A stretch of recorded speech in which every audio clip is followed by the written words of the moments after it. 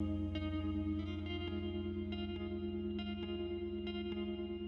rifle stock really is the part of a rifle that we interface with. It's what defines the whole characteristic and nature of a rifle system. So one of the things that you'll be able to notice when you start looking at rifle stocks is looking at the finish and the fit and how that stock is fit to the action and barrel and bottom metal. If it's a molded stock, that's comparable to how Remington and Winchester and Savage and those guys, make their product at the dollar price points that they do. When you see a really high-end custom product, where you're spending thousands of dollars on a rifle, and it uses the same stock technology, the same rifle stocks and processes, then you have to question, why am I spending the big dollars?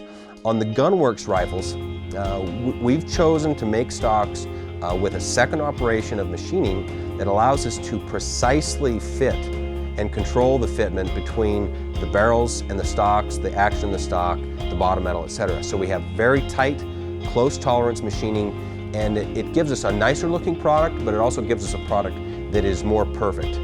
It's more expensive, but it's better for the customer. A couple years ago, a gentleman approached us about building 2 Lapuas for him.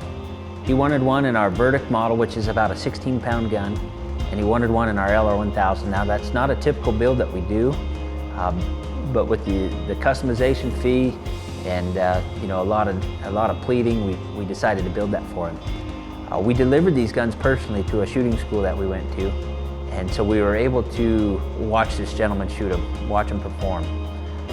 You would think that 16-pound rifle with the big tactical stock, adjustable cheek piece, big wide forearm, heavy barrel, would recoil less or be less punishing every time you pull the trigger than our light 10-pound LR1000. Watching him shoot both guns side by side, the LR1000 stood out as a gun with less felt recoil, one that he liked to shoot more, and I thought it would just be the opposite.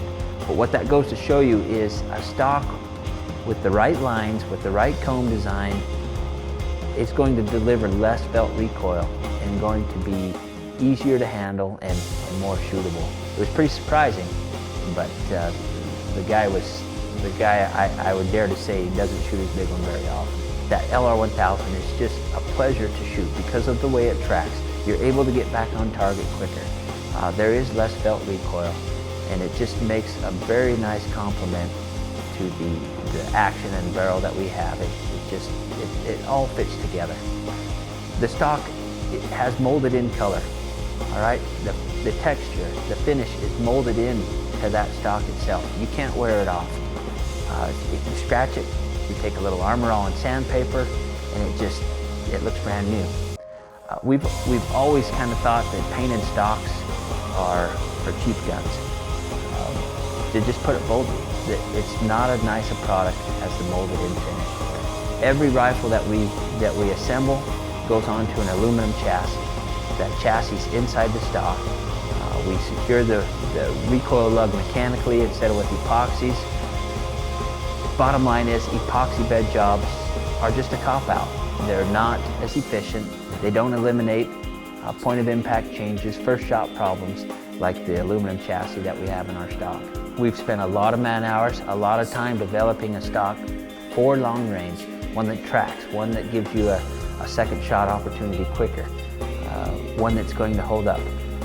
When you purchase a Gunwerks rifle, that stock is going to look the same 10 years down the road of hard mountain abuse and use. It's going to look just the same as the day you pulled it out of the box.